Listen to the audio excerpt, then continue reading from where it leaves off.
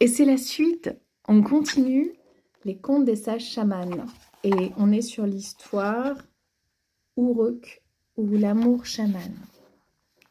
Ses yeux de traqueur furent attirés par un glissement gracieux sur la banquise.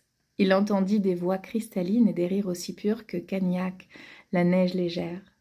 Aidé d'habiles petits coups de pagaie, il progressa dans le silence des eaux et vit des phoques se hisser sur la glace et ôter leur peau. Des jeunes femmes d'une rare beauté plaisantaient en se dénudant. Aculuk n'avait jamais rien vu d'aussi émouvant. Son cœur, tant sollicité pour le courage, était ému, vaincu par tant de beauté.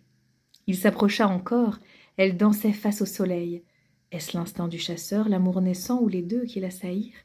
Il bondit sur la glace et, sans choisir, déroba l'une des peaux.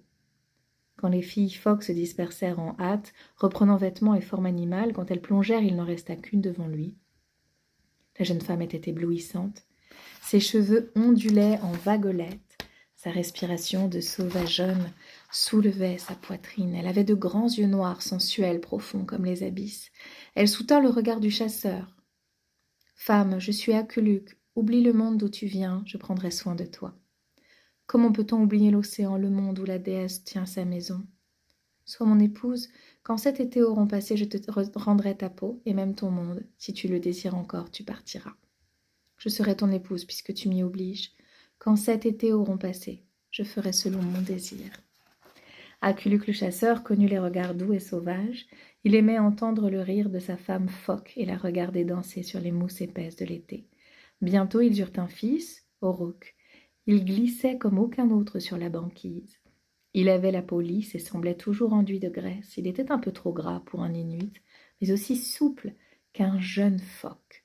Tandis que son père allait et revenait de ses longues traques de caribou, l'enfant était nourri de joie toute maternelle.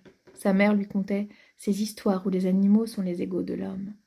Elle lui enseignait ce que porter une peau veut dire. Elle imitait le chant des baleines et disait que Langakok, le chaman, parlait avec les créatures des mers. C'était pour renforcer le lien entre les mondes. Elle lui dit tout de ce qu'elle savait de l'océan, à part qu'elle-même était un phoque. La suite au prochain épisode.